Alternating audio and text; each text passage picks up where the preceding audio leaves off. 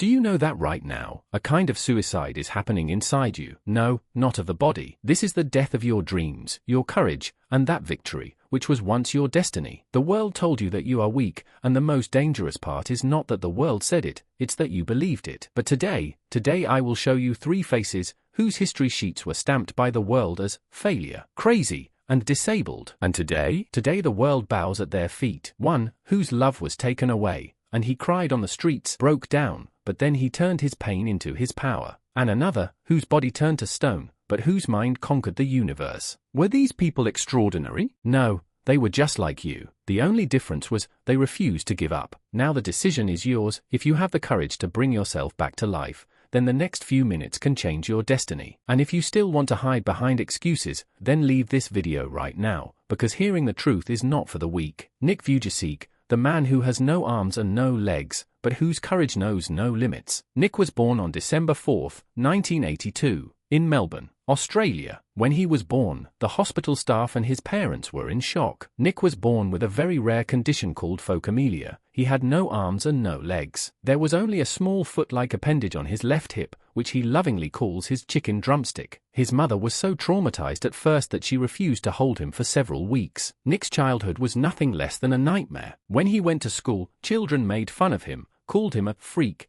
and avoided him. Every night, Nick would cry and pray to God, "Oh God, when I wake up in the morning, please give me arms and legs." Darkest moment, when Nick was just 10 years old, he had reached the lowest point of despair. He decided he could not go on. He tried to drown himself in the bathtub at home. But at that moment, he remembered his parents' faces and realized what they would go through if he were gone. In that instant, he chose to fight instead of die. A major turning point in Nick's life came when his mother showed him a newspaper article about a person living courageously despite a severe disability. Nick realized he was not alone. Using his small foot, he learned to write, type, comb his hair, and even swim and surf. At the age of 17, Nick shared his story for the first time in his church group. He saw people crying and finding new hope in life through his words. Life Without Limbs. In 2005, he founded his organization. Today, he is one of the world's top motivational speakers. He has traveled to more than 60 countries and spoken to millions of people. His book Life Without Limits is among the best-selling books worldwide. Nick proved that you don't need hands to win someone's heart or to give someone a hug. Beautiful life. In 2012, he married Kani Miyohara. Today, they have 4 healthy and beautiful children. He plays football, does skydiving,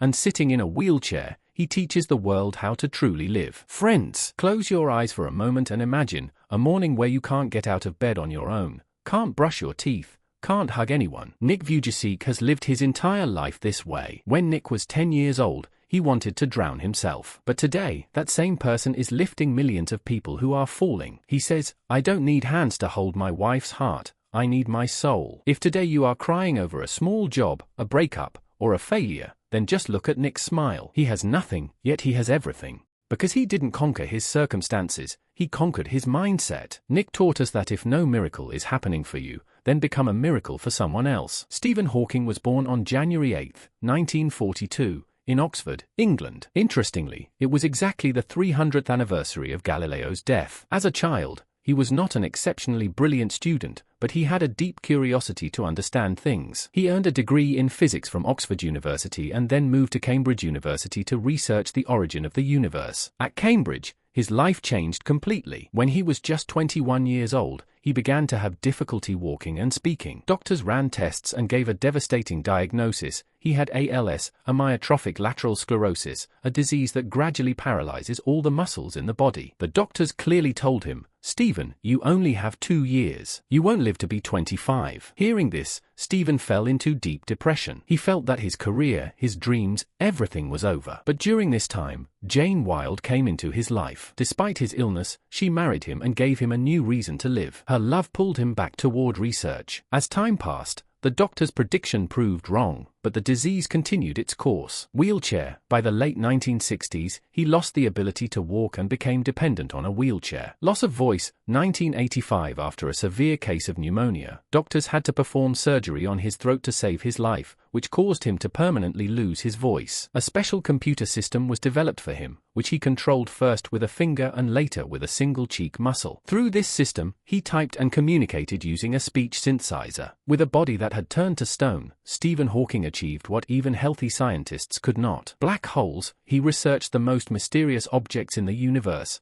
black holes. He proved that black holes emit radiation, now known as Hawking radiation. Big Bang. He worked on the theory of the origin of the universe, Big Bang. Most famous book. In 1988, his book A Brief History of Time was published and became a worldwide sensation. It is one of the best-selling science books of all time. Stephen Hawking proved doctors wrong for more than 50 years. He passed away peacefully on March 14, 2018, at the age of 76. Interestingly, it was Albert Einstein's birthday. Friends, just think, your mind is wandering through the vastness of the universe, but your body is stuck like stone in a chair. That was Stephen Hawking's life. When he was 21, doctors said, "You will die in 2 years." But Stephen said, "My body may be limited, but my mind is free." The man who had no voice, his silence revealed the secrets of the universe. Sitting in a wheelchair, he taught us that it's not our conditions that limit us, it's our thinking. If Stephen Hawking had complained about his disability, we might know nothing about black holes today. So what excuse do you have? Your body is healthy, your voice is strong, get up, and change the world with your mind. Nelson Mandela was born in a country where black people had neither the right to vote nor the right to live with dignity. He joined the ANC, African National Congress, and began armed resistance. In 1962, he was arrested, and in 1964, he was sentenced to life imprisonment and sent to Robben Island. For 27 years, he lived in a cell so small that he could barely stretch his arms. On February 11, 1990, when Mandela was released from prison, the world thought everything would be fine. But the real struggle was just beginning. The country was on the brink of civil war. The white government was not ready to give up power, and black factions were fighting among themselves. After his release, he learned that his wife Winnie Mandela, who had been his strength during his absence, had drifted away from him. In 1992, they separated, which broke him internally. While Mandela was negotiating with the government, even his own people began to doubt him, thinking he had sold out. Violence erupted everywhere. In 1992, the negotiations failed badly. It seemed Mandela might lose the greatest mission of his life. He had intense clashes with white President F.W. de Klerk and felt he might never secure justice for his people. Assassination of Chris Hani, 1993. In April 1993, Mandela's close ally Chris Hani was killed. The country erupted. People took to the streets demanding revenge. This was the greatest test of Mandela's leadership. One wrong move could have destroyed the nation, but he appeared on TV and called for peace, proving he was not just a leader, but a savior. First democratic election and victory, 1994. On April 27, 1994, South Africa held its first free elections. Mandela faced many challenges, several parties boycotted the election, but he did not give up.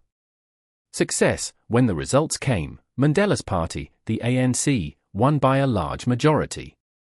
Historic moment. On May 10, 1994, the same man who had spent 27 years of his youth in prison became the first black president of the country. At his inauguration, he even invited the guards who had once watched over him in prison. Friends, Mandela taught us that prison walls can imprison your body, not your mind. He waited 27 years, lost his wife, saw the funerals of his close allies, faced criticism from his own people, yet he never stepped back from his mission.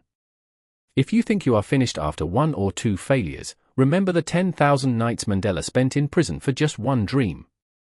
Stephen Hawking's wheelchair. All of this teaches us one thing: falling is not a flaw, staying down is. Today, I'm not just asking for a subscribe, I want to hold your hand. This world is very harsh, it will remind you at every step that you are a failure. But I am here to tell you that there is a lion inside you that is yet to awaken. If these true stories have made your heart race, then like this video right now, because your one like tells me I am not alone in this struggle. And in the comments, write just one word: I will win. That one comment will send a message to your mind that there is no turning back now. Subscribe to this channel right now, because this is not just a YouTube channel, it is your shield. Whenever you feel like giving up, whenever the world laughs at you, I will be here to tell you stories that will set your blood on fire. Together, we will break this wall of hopelessness. And finally, share this video with that one friend who you think is breaking inside. Maybe your one share can pull someone out of the darkness of suicide and place them on the throne of success. Take great care of yourself, because your success is no longer just your dream, it is my mission. See you in the next video, with a new storm.